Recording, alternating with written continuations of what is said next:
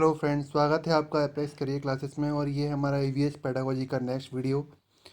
अभी तक हमने एनसीएफ के रूल्स को देखा था और पेडागोजी के और नियमों को समझा था। अब उन रूल्स को हम किस तरीके से पेडागोजी के ईवीएस के क्वेश्चंस में हम यूज़ करेंगे, इस वीडियो के माध्यम से हम देखेंगे। यहाँ पे अगर हम समझते हैं पर्यावरण में अगर क्वेश्चन थीम से आए तो कुल मिला के पर्यावरण में 6 थीम रखी गई हैं। तो वो 6 थीम कौन कौन सी हैं? यात्रा, आवास, परिवार और मित्र, भोजन, पानी और हम चीज़ें कैसे बनाते हैं। फ्रेंड्स, अगर आपसे पूछा जाए क्या प्रदूषण या फिर गैस, इस तरह की कोई ऑप्शन और भी आए, क्या ये थीम है? बिल्कुल नहीं होंगी। केवल पर्यावरण में 6 प्रकार की थीम है। अगर और भी कोई पर्यावरण से विषय वस्तु कोई आपको लगे, वो थीम में नहीं मानी गई है। यहाँ से क्वेश्चन कैसे बनेगा? इन 4 में से कौन सी एक थीम नहीं है, इन 4 ऑप्शन में से कौन सी एक थीम है। तो कुल मिला के पर्यावरण में कितनी थीम है? 6 थीम है। नेक्स्ट देखते हैं, एनसीएफ 2005 के अनुसार पर्यावरण अध्ययन। एनसीएफ 2005 ने पर्यावरण अध्ययन के बारे में क्या कहा है? ये आप अगर किसी पर्यावरण की किताब देखें, अगर कक्षा 5 तक की, तो वहाँ भी आपको पहले या दूसरे पेज पे देखने को मिलेगा कि एनसीएफ ने पर्यावरण के बारे में क्या कहा है। पर्यावरण अध्ययन की पाठ्य पुस्तक बाल केंद्रित है, जिससे बच्चों को स्वयं खोज कर पता करके सीखने के अवसर मिले और बच्चे रटने की मजबूरी से बचें। ध्यान दीजिएगा, इस पर कई सारे क्वेश्चन पूछे हैं कि जिसमें यहाँ साफ साफ लिखा रहता है ऑप्शन में कि बच्चे खोज रहे हैं या वो स्वयं कर रहे हैं या फिर वो रटने से बच रहे हैं। इस तरह के ऑप्शन जब भी आपको दिखाई दें, ध्यान दीजिएगा, ऑप्शन वही होगा। इस इन एक या दो पेज की जो स्लाइड है, इसमें आपको पूरी ईवीएस पेडागोजी दिखाई देगी। इसमें परिभाषाओं को स्थान नहीं दिया गया है और मात्र जानकारी देने की अपेक्षा नहीं दी गई है। वास्तविक चुनौती है कि बच्चों को ऐसे मौके दिए जाए कि वे अपने विचार प्रकट करें, उत्सुक बने, करके देखें, प्रश्न पूछें और प्रयोग करें। जब भी आपको कोई ऐसा ऑप्शन मिल जाए जिसमें बच्चे उत्सुक बन रहे हों, प्रयास कर रहे हों, सक्रिय हो रहे हों, ध्यान दीजिएगा, मैं एक बहुत इंपॉर्टेंट पॉइंट बोल रहा हूँ। हमें जब भी ईवीएस का कोई क्वेश्चन सॉल्व करना है और चारों ऑप्शन उसमें सही लग रहे हों, तो हमें ये देखना है कि बच्चा सबसे ज़्यादा सक्रिय किस ऑप्शन में है, वही आंसर हो रहा होगा। क्योंकि ये एक ऐसा विषय है जिसमें हमें चारों ही आंसर सही लगते हैं और इसके ऑप्शन को हमें 3 ऑप्शन को हटाने के लिए हमें ये देखना है कि बच्चा सबसे ज़्यादा एक्टिव रोल प्ले किस में कर रहा है। तो ये ऑप्शन आपको अगर दिखें जिसमें बच्चे उत्सुक बन रहे हो, करके देख रहे हो, प्रश्न पूछ रहे हो, प्रयोग कर रहे हो, तो ऐसे ही ऑप्शन सही हो रहे होंगे। पुस्तक की भाषा औपचारिक नहीं है, बल्कि आम बोलचाल की भाषा है। पाठ्य पुस्तक को ज्ञान का एकमात्र स्रोत न माना जाए, बल्कि बच्चों को स्वयं ज्ञान रचने में पुस्तक एक सहायक भूमिका निभाए, ताकि वे अपने आसपास के लोगों से, परिवेश से और समाचार पत्रों से भी सीखें। ध्यान दीजिएगा, एक ऑप्शन में ये भी पूछा गया था, क्या बच्चों को समाचार पत्रों से सिखाना चाहिए? बिल्कुल, क्योंकि समाचार पत्रों में वास्तविक घटनाएं दी होती हैं। इस पुस्तक में आम जिंदगी की वास्तविक घटनाओं, रोजमर्रा की समस्याओं को रखा गया है, ताकि बच्चे इनके प्रति संवेदनशील हों। ये बहुत ही इंपॉर्टेंट वर्ड है, संवेदनशील। शिक्षक को किसी विषय वस्तु किस प्रकार से पढ़ाना चाहिए ताकि बच्चे उसमें संवेदनशील हों और उन पर खुलकर बहस करने के उन्हें मौके मिल सके। अब आप इन्हीं पॉइंट्स को ध्यान में रखेंगे और इनसे ही आपको ईवीएस के सारे क्वेश्चंस करने हैं। मैं कुछ क्वेश्चंस के एग्जांपल लूंगा, ये सारे प्रीवियस ईयर के क्वेश्चंस हैं और आप इन्हीं से समझ जाएंगे कि मुझे हमें आने वाले जो क्वेश्चंस हैं ईवीएस के, उन्हें कैसे सॉल्व करना है। तो समझते हैं, ये ईवीएस में आया हुआ क्वेश्चन है, देखिए कैसे सॉल्व करते हैं। भारत में समृद्ध वनस्पति जात, प्राणी जात यानी फ्लोरा ऑफ यूनो के बारे में पढ़ाने के बाद विद्यालय प्राथमिक कक्षाओं के विद्यार्थियों को रणथंभौर उद्यान ले जाया जाता है। वह डैश में विद्यार्थियों की सहायता करेगा। मतलब ये हम किसी पार्क में बच्चों को घुमाने ले गए हैं, रणथंभौर राष्ट्रीय नेशनल पार्क में, तो ये क्यों ले गए हैं, ये किस में मदद करेगा? प्रकृति के प्रति सम्मान विकसित करने में, कक्षा या अधिगम को वास्तविक जीवन की स्थितियों के साथ जोड़ने में। ध्यान दीजिएगा, मैंने जब भी आपको एनसीएफ पढ़ाया था उसमें पहला प्रिंसिपल पर सबसे ज़्यादा बल दिया था और ये अगर ऑप्शन में है या मैथ्स में या ईवीएस की पेडागोजी में, तो आंसर यही होता है। तो ध्यान दीजिएगा कौन सा ऑप्शन सही होगा फ्रेंड्स यहाँ पे? सेकंड ऑप्शन, वास्तविक जीवन से जोड़ा जा रहा है। थर्ड ऑप्शन को भी देख लेते हैं एक बार, पर्यावरण संरक्षण के लिए, कौशलों के विकास के लिए, बाहरी भ्रमण के दोस्तों के साथ मज़ा लेने के लिए। फ्रेंड्स, ऐसे ऑप्शन तो कभी नहीं होते कि मज़ा लेना हो, आनंद लेना हो। तो यहाँ पे कौन सा ऑप्शन सही होगा फ्रेंड्स? वास्तविक जीवन की स्थितियों के साथ जोड़ने में। नेक्स्ट क्वेश्चन देखते हैं, कक्षा में पोषण प्रकरण का परिचय अधिक प्रभावी तरीके से देने के लिए शिक्षक को क्या करना चाहिए? अब देखिए फ्रेंड्स, यहाँ पे अगर हमें पोषण के बारे में परिचय देना है और यहाँ पे चारों ही ऑप्शन अगर हमें सही लग रहे हो तो हम किस ऑप्शन को चुनेंगे? तो मानव दांतों का प्रतिरूप दिखाना चाहिए, विद्यार्थी को अपने टिफिन बॉक्स खोलने और उसकी भोजन को देखने के लिए कहना चाहिए, बाद में शिक्षक को उस पर व्याख्या करनी चाहिए। तीसरा, पोषक तत्वों के भरपूर विभिन्न भोजनों के उदाहरण देने चाहिए। चौथा है, श्याम पट्ट पर पाचन तंत्र का आरेख बनाना चाहिए। अब यहाँ पे चारों ही ऑप्शन सही हैं। अब आपको लगेगा कि इसमें कोई ऑप्शन गलत है ही नहीं, तो हम किसको चुनें? मैंने आपको जो सबसे बड़ी ट्रिक बताई है वो यही है कि हमें ये देखना है कि चारों ऑप्शन में बच्चा सबसे ज़्यादा एक्टिव किस में होगा, किस ऑप्शन में उसकी सबसे अधिकतम इंद्रियां काम करेंगी। एक बात बताइए, हम पोषण के बारे में पढ़ा रहे हैं, तो अगर हम सारे बच्चों के टिफ़िन बॉक्स खुलवाएंगे तो बच्चे उस भोजन को देखेंगे भी, खाएंगे भी और मतलब उसे स्पर्श भी करेंगे, और टीचर उस पर सामने ही उसके उन सबके सामने ही उन भोजनों की व्याख्या करेगा।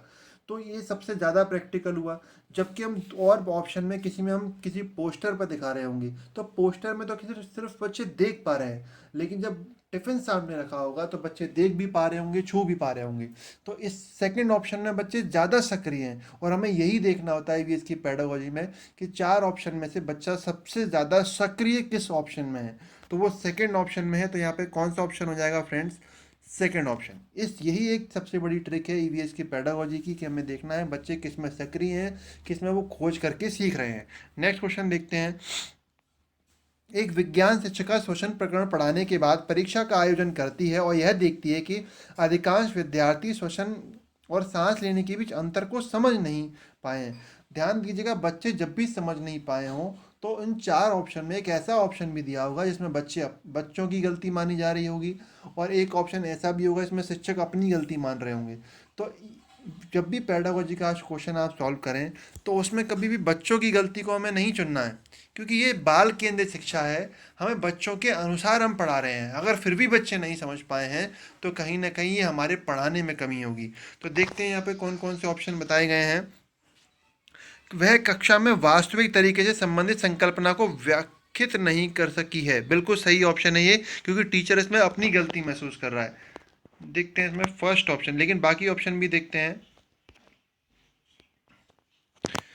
वह उनकी कक्षा अध्यापिका नहीं है, तो बिल्कुल ऑप्शन सही नहीं होगा। विद्यार्थी प्रश्न को सही तरीके से नहीं समझ सके। देखिए, इसमें विद्यार्थी की गलती बता रहे हैं, जबकि मैं आपको बता चुका हूँ पेडागोजी में विद्यार्थी की हम गलती नहीं मानते हैं। शिक्षिका की कक्षा में प्राय बहुत अनुशासनहीनता, ये तो बिल्कुल नहीं होगा। तो कौन सा ऑप्शन सही होगा फ्रेंड्स? यहाँ पे फर्स्ट ऑप्शन सही होगा। नेक्स्ट क्वेश्चन देखते हैं। वायु हर जगह है प्रकरण को पढ़ाते समय एक शिक्षक विद्यार्थी से निम्नलिखित प्रश्न पूछता है। क्या मृदा में वायु है? क्या पानी के अंदर वायु है? क्या हमारे शरीर में वायु है? क्या हमारी हड्डियों में वायु है? अब यहाँ पे अवलोकन तो बिल्कुल नहीं हो सकता, क्योंकि क्या हम शरीर के अंदर अवलोकन कर सकते हैं? बिल्कुल नहीं। तो कहीं ना कहीं हमें वायु को ऐसी जगह भी सोचने के लिए मजबूर किया जा रहा है जहां हम उसे नहीं देख सकते हो। तो ये हमें सोचने पर मजबूर कर रहा है, ना कि अवलोकन कौशल पर। तो या तो यहाँ वर्गीकरण हो सकता है, ना यहाँ संवेगात्मक की बात हो रही है। तो फ्रेंड्स, यहाँ पे कौन सा ऑप्शन सही होगा? यहाँ पर अवलोकन नहीं, यहाँ पे चिंतन कौशल सही होगा, क्योंकि बच्चों को बार बार सोचने पर मजबूर कर रहे हैं कि सोचो हमारी हड्डियों में वायु है या हमारे शरीर में वायु है। तो बच्चे इस पर गहन चिंतन में पड़ जाएंगे। नेक्स्ट क्वेश्चन देखते हैं। यहाँ पर प्रयोग और प्रयोगात्मक कार्य करते हुए श्यामा का निष्पादन कक्षा में सर्वश्रेष्ठ होता है। उसे बहुत सृजनात्मक शिक्षार्थी माना जाता है। जब सृजनात्मक माना जा रहा है इसलिए वह डैश के द्वारा संकल्पनाओं को सीखती है। सृजनात्मक बालक की सबसे बड़ी विशेषता है कि उसका चिंतन अपसारी होता है। तो जब भी आपको सृजनात्मकता का गुण पूछा जाए तो सबसे बेस्ट ऑप्शन है अपसारी। नेक्स्ट क्वेश्चन देखते हैं फ्रेंड्स। पर्यावरण अध्ययन की कक्षा में संकल्पनाओं को स्पष्ट करने के लिए कविताओं और कहानी का प्रयोग करना इसमें सहायता करेगा। किसमें सहायता करेगा? आनंददायक और रोचक बनाने में। स्थानीय और वैश्विक संसार की प्रकृति को खोजने में। अभी अभी आपको मैंने बताया था कि एनसीएफ की प्रिंसिपल में अगर ये वर्ड जो है उसको सबसे ज़्यादा इम्पोर्टेंस दी गई है। अगर बच्चे किसी ऑप्शन में खोजते हैं और सीखते हैं तो वो सबसे बेटर ऑप्शन होगा। तो यहाँ पे कौन सा ऑप्शन सही होगा फ्रेंड्स? सेकंड। और भी देख लेते हैं ऑप्शन क्या कह रहे हैं। शिक्षार्थी में निहित भाषा एवं सांस्कृतिक विविधताओं का ध्यान रखने में। और चौथा ऑप्शन कह रहा है सही दिशा में विद्यार्थियों की ऊर्जा का सारणीकरण करने में। तो यहाँ पे कौन सा ऑप्शन सही है फ्रेंड्स? सेकंड ऑप्शन सही होगा। नेक्स्ट क्वेश्चन देखते हैं। प्राथमिक स्तर पर पर्यावरण अध्ययन में रचनात्मक आकलन डैश को शामिल नहीं करता। देखते हैं किसको शामिल नहीं करेगा। शिक्षार्थियों को ग्रेडिंग और रैंकिंग में, अधिगम की रिक्तियों की पहचान करने में, कमियों की पहचान करने में, शिक्षार्थियों को सीखने में बढ़ाने में। देखिए फ्रेंड्स, किसी भी प्रकार का कोई भी आकलन हो, हमें ग्रेडिंग, बच्चों को रैंकिंग करने पर बल नहीं देना या पास होने पर बल नहीं देना, क्योंकि इससे बच्चों में भेदभाव बढ़ेगा। हम बच्चों को इसलिए नहीं पढ़ा रहे हैं ताकि वो अच्छे रैंक लेकर के आएँ या फिर वो पास हो जाएं। हम इसलिए बच्चों को पढ़ाते हैं ताकि बच्चे सीख जाएं और उसका उस ज्ञान का प्रयोग वास्तविक जीवन में कर पाएं।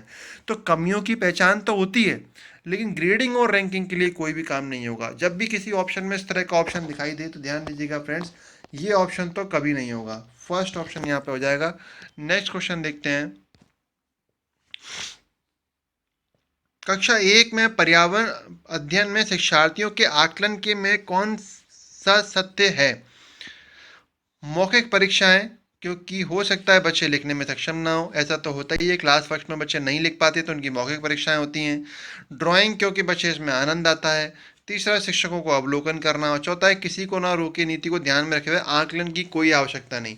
फ्रेंड्स, आकलन की आवश्यकता तो कक्षा पाँच चार तीन सब में होती है, तो ये तो ऑप्शन बिल्कुल नहीं होगा। अब इस तरह के क्वेश्चन को करने का एक और तरीका है। ये अगर हमें ऐसा कोई ऑप्शन मिल जाए जो बिल्कुल ऑप्शन में नहीं होगा, उसे हमें ढूंढना चाहिए। जैसे कि फोर्थ पार्ट जो है वो बिल्कुल ऑप्शन में नहीं हो सकता, तो हम ये देखेंगे कि किस किस में फोर्थ पार्ट दिया हुआ है। देखिए, चौथे ऑप्शन में फोर्थ पार्ट दिया हुआ है, सेकंड वाले ऑप्शन में फोर्थ पार्ट दिया हुआ है। ये दोनों तो ऑप्शन कभी नहीं होंगे। अब बचता है ऑप्शन फर्स्ट और थर्ड, और फर्स्ट और थर्ड में फर्स्ट सेकंड पार्ट दोनों में ही है। तो यानी कि फर्स्ट सेकंड तो ऑप्शन हो ही रहे होंगे।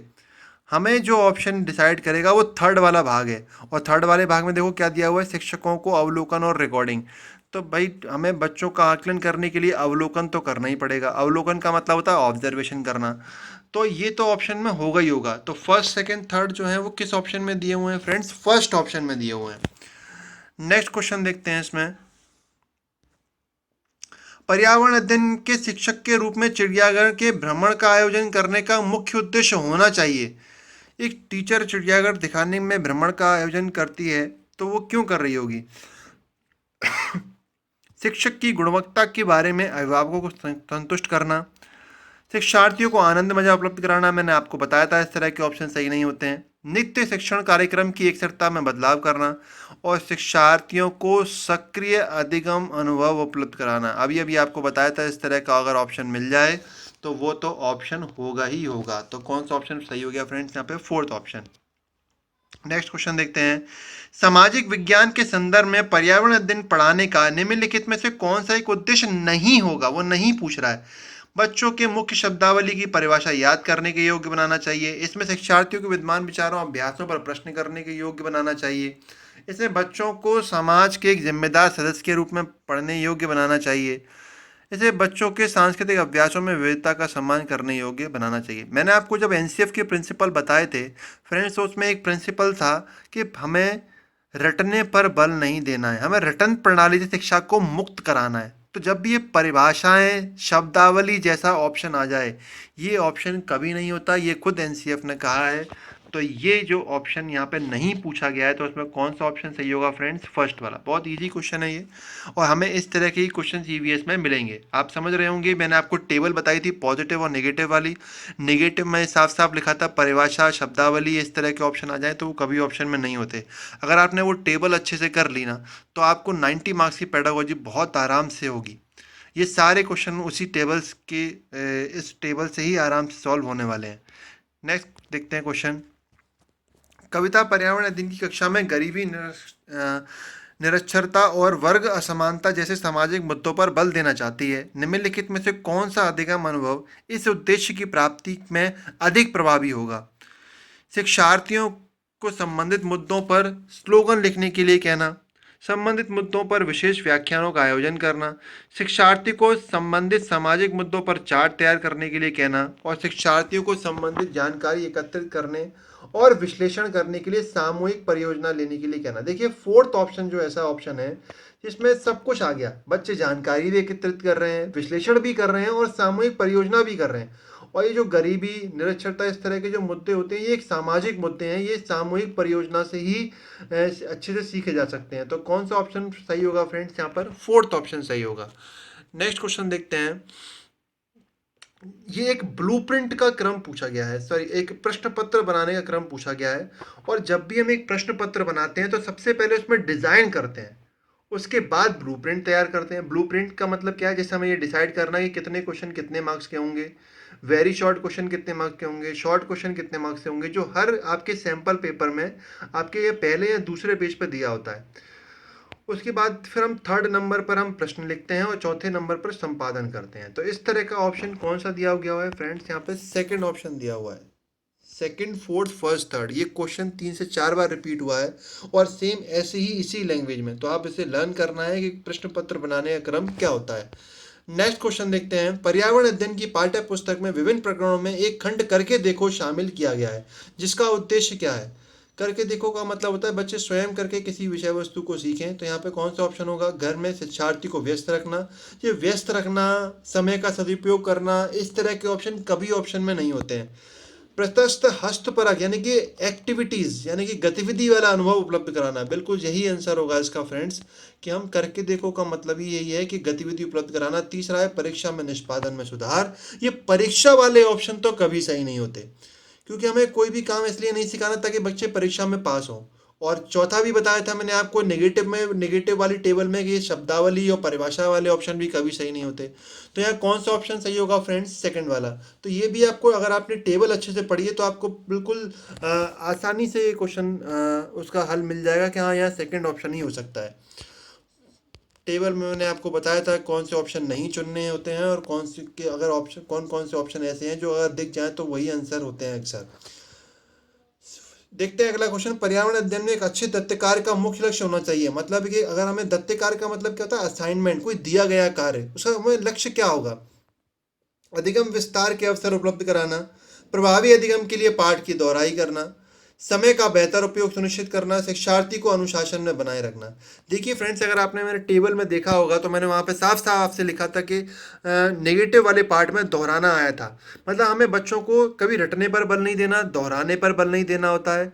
और ये इस तरह के ऑप्शन कभी सही नहीं होते हैं इसमें बच्चे समय का सदुपयोग कर रहे हो। कोई बच्चों का समय फालतू थोड़े ना जा रहा है जिसको हमने सदुपयोग कराया हो। तो ये इस तरह का जब भी ऑप्शन मिल जाए कि समय का सदुपयोग कराना, ये भी ऑप्शन कभी सही नहीं हो रहा होता है। जब भी ऑप्शन मिले तो ये ऑप्शन नहीं होगा। और अनुशासन तो कभी ऑप्शन में नहीं होता, ये हमने नेगेटिव में देखा था उस टेबल में। तो कौन सा ऑप्शन सही होगा यहाँ पे फ्रेंड्स? बहुत ही पॉजिटिव ऑप्शन है यहाँ पे फर्स्ट वाला। जिस तरह के ऑप्शन किसी क्वेश्चन में दिखाई दें तो आप ध्यान दीजिएगा, ये ऑप्शन आंसर में अक्सर यही आंसर होते हैं। ठीक है, नेक्स्ट क्वेश्चन देखते हैं। ईवीएस की फुल फॉर्म पूछी गई। कई बार इतना छोटा क्वेश्चन भी आता है हमें और हम वो कभी कभी उसे मिस कर देते हैं या उस पर ध्यान नहीं देते। इसका सबको आंसर ऐसा भी लग सकता है कि एनवायरनमेंट साइंस हो, बल्कि ऐसा नहीं है। ईवीएस का मतलब है एनवायरनमेंट स्टडी, पर्यावरण अध्ययन। तो ध्यान दीजिएगा कौन सा ऑप्शन सही हो गया यहाँ पे? एनवायरनमेंट स्टडीज, फोर्थ वाला ऑप्शन सही हो जाएगा। नेक्स्ट क्वेश्चन देखते हैं। प्राथमिक स्तर पर वृक्षों के संरक्षण की संकल्पना के बारे में विद्यार्थी को संवेदनशील बनाने के लिए कौन सा क्रियाकलाप उपयुक्त तो नहीं है? अगर हमें बच्चों को सेंसिटिव बनाना है किसी विषय वस्तु के ऊपर तो कौन सा ऑप्शन इसमें सही नहीं होगा? देखिए, नारा लिखना बिल्कुल सही होगा। प्रत्येक छात्र को वृक्ष को अपनाकर, कहीं अपनाकर उसकी देखरेख करना तो सबसे ज़्यादा पॉजिटिव है। बच्चों को लकड़ी का, लट्टों का भंडार दिखाना, ये एक नेगेटिव ऑप्शन है, क्योंकि हम वृक्षों को बचाने की बात कर रहे हैं। अगर उनको काट करके दिखाया तो हमने बचाने के बारे में क्या सोचा? तो यहाँ उनको बचाने की बात हो रही है, तो ये हमें कटे हुए लकड़ी के बंडल तो कभी नहीं दिखा सकते। और यहाँ पर यही पूछा गया था कि कौन सा एक उचित नहीं है, तो यहाँ पे कौन सा ऑप्शन हो जाएगा? थर्ड। और फोर्थ वाला ऑप्शन भी एक पॉजिटिव सेंस में है कि वृक्षों के पोस्टर बनाने की प्रतियोगिता का आयोजन करना, उससे भी बच्चों को सीख मिलेगी, लेकिन लकड़ी के कटे हुए भंडार दिखाना इससे तो कभी नहीं मिलेगी। नेक्स्ट क्वेश्चन देखते हैं इसमें।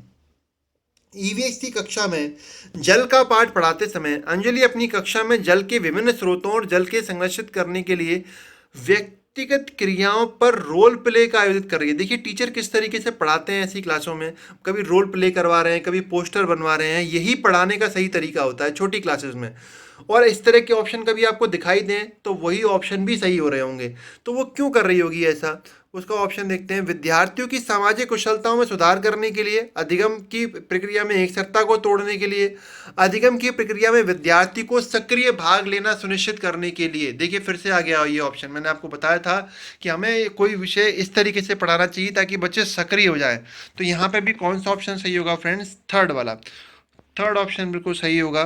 फोर्थ ऑप्शन को भी देखते हैं, जल के स्रोतों के विषय में विद्यार्थियों के ज्ञान में वृद्धि करने के लिए। नहीं, इससे बेटर ऑप्शन थर्ड ऑप्शन है। प्राथमिक स्तर पर ईवीएस की पढ़ाई का एक मुख्य उद्देश्य क्या है? विषय की मूल संकल्पना को ज्ञान समझ विकसित करने के लिए, अगले स्तर के अध्ययन के लिए विद्यार्थियों को तैयार करने के लिए, कक्षा की पढ़ाई को विद्यालय के बाहरी जीवन से जोड़ना, स्वतंत्र रूप से हस्त सिद्ध क्रियाकलापों को करने के लिए कौशल अर्जित करना। एक बार ये ऑप्शन आ गया, वास्तविक जीवन से जोड़ना एनसीएफ का पहला ही प्रिंसिपल है, तो वो सही होना ही है। ये सबसे महत्वपूर्ण प्रिंसिपल था। ये मैंने आपको पॉजिटिव वाली टेबल में बताया था, इस तरह के ऑप्शन मिल जाएं तो ये आंसर होते ही हैं। नेक्स्ट क्वेश्चन देखते हैं। ईवीएस में किसी अक्षय गृह कार्य को मुख्यतः किस पर केंद्रित होना चाहिए? प्रबलीकरण, मास्टरी लर्निंग, विस्तृत अधिगम के लिए चुनौती और उत्तेजना। याद करिए पॉजिटिव नेगेटिव की टेबल में मैंने आपको बताया था, जिस भी ऑप्शन में इस तरह का ऑप्शन आए, विस्तृत अधिगम के अवसर देना, चुनौतियां देना, बच्चों में उत्सुकता जगाना, बच्चों में उत्तेजना जगाना, तो वो ऑप्शन अक्सर सही होते हैं। तो यहाँ पे कौन सा ऑप्शन सही हो जाएगा फ्रेंड्स? Third option. और समय का सदुपयोग करना, इस तरह के ऑप्शन तो कभी सही नहीं होते। ये टाइम पास वाले ऑप्शन है कि बच्चों का समय खराब जा रहा है, हमने सदुपयोग करा दिया, ऐसे ऑप्शन तो फ्रेंड्स कभी सही नहीं होंगे। शारीरिक कक्षा 4 के विद्यार्थियों को विज्ञान केंद्र दिखाने के लिए शैक्षिक भ्रमण की योजना बनाई है। नीचे दिए गए सामान्य निर्देशन इस भ्रमण के लिए अप्रासंगिक हैं। अप्रासंगिक मतलब अनुचित हैं। प्रदर्शन के समय अपनी शंकाओं के विषय में प्रश्न पूछना, ये तो बहुत ही सही ऑप्शन है, नेगेटिव नहीं है। अपना दिन भर का पूरा बस्ता लेकर के आना, क्या हम भ्रमण पर जा रहे हैं तो क्या बच्चों को बस्ता लेकर के आने के लिए कहेंगे? बिल्कुल नहीं कहेंगे। थर्ड ऑप्शन फिर भी देख लेते हैं, बिना मुझे सूचित किए हुए कहीं ना जाना, ये तो सही ऑप्शन है। चौथा कह रहा है अपने हाथ नोट पैड लेके जाना, बिल्कुल सही है। यहाँ पे वो नेगेटिव सेंस में पूछ रहा था, अप्रासंगिक पूछ रहा था, तो कौन सा ऑप्शन सही हो जाएगा friends? Second option. Next question देखते हैं। प्राथमिक स्तर की अच्छी ईवीएस पाठ्यचर्या में होना चाहिए। एक अच्छी पाठ्यचर्या वाली पुस्तक है तो उसमें क्या होना चाहिए? पाठ के अंत में अधिक अभ्यास, मैंने आपको नेगेटिव टेबल में बताया था, जो एनसीएफ की एक टेबल बनवाई थी कि अधिक अभ्यास करवाना, लिखवाना, पढ़वाना, ये ऑप्शन नहीं होते हैं, तो ये तो बिल्कुल नहीं ऑप्शन होगा। अपने आसपास को खोजने के अवसर देना, एनसीएफ के अकॉर्डिंग सबसे पॉजिटिव ऑप्शन आया हुआ है, तो आंसर तो ये होना ही है। फिर भी और तीसरा ऑप्शन देख लेते हैं, संकल्पनाओं की विस्तृत व्याख्या करने की बात हो रही है। व्याख्या तो हमने नेगेटिव में देखा था। पदों की यथार्थ परिभाषा, और परिभाषा को भी नेगेटिव में देखा हुआ, तो यहाँ पे पॉजिटिव ऑप्शन पूछा जा रहा था, तो यहाँ पे कौन सा हो जाएगा? सेकंड। नेक्स्ट क्वेश्चन देखते हैं फ्रेंड्स।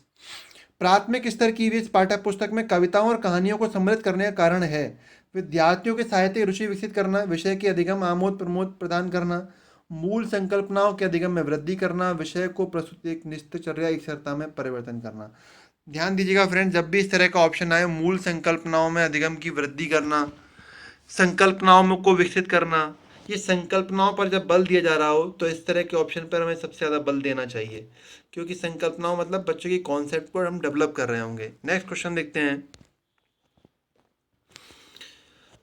कक्षा 5 की पर्यावरण अध्ययन की पाठ्य पुस्तक में एक पाठ में सर्वेक्षण और लेखन पर एक भाग का मुख्य उद्देश्य क्या होगा? सर्वेक्षण मतलब सर्वे करना, तो हम बच्चों से सर्वे क्यों कराएंगे? शिक्षार्थियों की सामान्य जानकारी का आकलन करना, शिक्षार्थियों का अवसर उपलब्ध कराना कि वे चीज़ों को खोजें और सीखें, विषय की आधारभूत अवधारणाओं में सीखने में शिक्षार्थियों की मदद करना और शिक्षार्थियों के व्यवहारिक कौशल में सुधार करना। देखिए फ्रेंड्स, अपने आपको दिख गया होगा कौन सा ऑप्शन यहाँ पर सही होगा, जिसमें बच्चा सबसे ज़्यादा सक्रिय हो रहा हो। और जब बच्चा सबसे ज़्यादा सक्रिय कब होता है? जब वो स्वयं करके सीखता है, और स्वयं करके सीखने को यहाँ पर्यावरण में क्या कहते हैं? खोज करके सीखना। तो यहाँ कौन सा ऑप्शन सही हो जाएगा फ्रेंड्स? सेकेंड वाला। हमें चारों ऑप्शन में यही देखना है कि बच्चा सबसे ज़्यादा सक्रिय किस ऑप्शन में हो रहा है। नेक्स्ट क्वेश्चन देखते हैं। वृक्ष संरक्षण की अवधारणा, ये क्वेश्चन अभी भी हम कर चुके हैं कि यहाँ पे फिर से पूछा जा रहा है कौन सा एक ऑप्शन सबसे कम प्रभावी होगा। देखिए लास्ट लाइन में लिखा हुआ है वांछित उद्देश्य को प्राप्त करने के लिए कौन सी गतिविधि सबसे कम प्रभावी होगी। जब आपको बच्चों को ये बताना हो कि हमें वृक्ष संरक्षण, हमें वृक्षों को बचाना है, तो इसमें 4 ऑप्शन में से सबसे कम प्रभावी कौन सा होगा। अभी अभी आपको मैंने बताया था, ये फिर से क्वेश्चन रिपीट हुआ है एग्जाम में। और डी ऑप्शन को देखिए, कटी हुई लकड़ियों के भंडार दिखाना। क्या हम बच्चों को जब वृक्षों को बचाने की बात कर रहे हैं तो क्या उन्हें कटी हुई लकड़ियां दिखाएंगे? बिल्कुल नहीं दिखाएंगे। तो कौन सा ऑप्शन सही हो जाएगा फ्रेंड्स? यहाँ पे फोर्थ ऑप्शन। यहाँ पे पूछा, लास्ट में देखिए पूछा हुआ है वांछित उद्देश्यों को दी गई गतिविधियों में से कौन सी एक सबसे कम प्रभावी है। तो कौन सी प्रभावी कम होगी? डी ऑप्शन में। कक्षा 5 के शिक्षार्थियों को जिज्ञासा जागृत करने में निम्न में से कौन सा सबसे प्रभावी तरीका है? बच्चों में जिज्ञासा जागृत करनी है तो सबसे अच्छा तरीका कौन सा होगा? अधिक हस्तपरक अनुभव प्रदान करना, लिखित कार्य में अधिक से अधिक अभ्यास देना। ये मैंने आपको टेबल में बताया था, ये अधिक अभ्यास देना, अधिक लिखित कार्य देना, ये ऑप्शन नहीं होते हैं। अक्सर परीक्षणों का आयोजन करना, परीक्षा की बात हो रही है, परीक्षणों की बात हो रही है, ये भी निगेटिव में होता है। गहन जांचपरक और कल्पनापरक प्रश्न पूछना। देखिए फ्रेंड, यहाँ पे 2 ऑप्शन सही लगेंगे आपको, हस्तपरक अनुभव और जांचपरक प्रश्न। दोनों ही ऑप्शन सही हैं, लेकिन यहाँ पे जिज्ञासा की बात हो रही है। और जिज्ञासा कब होती है? जब हम कल्पनापरक प्रश्न पूछते हैं। जब आप बच्चों से प्रश्न पूछेंगे तभी तो उनमें जिज्ञासा आएगी। तो यहाँ पे कौन सा सही होगा ऑप्शन फ्रेंड्स? फोर्थ वाला।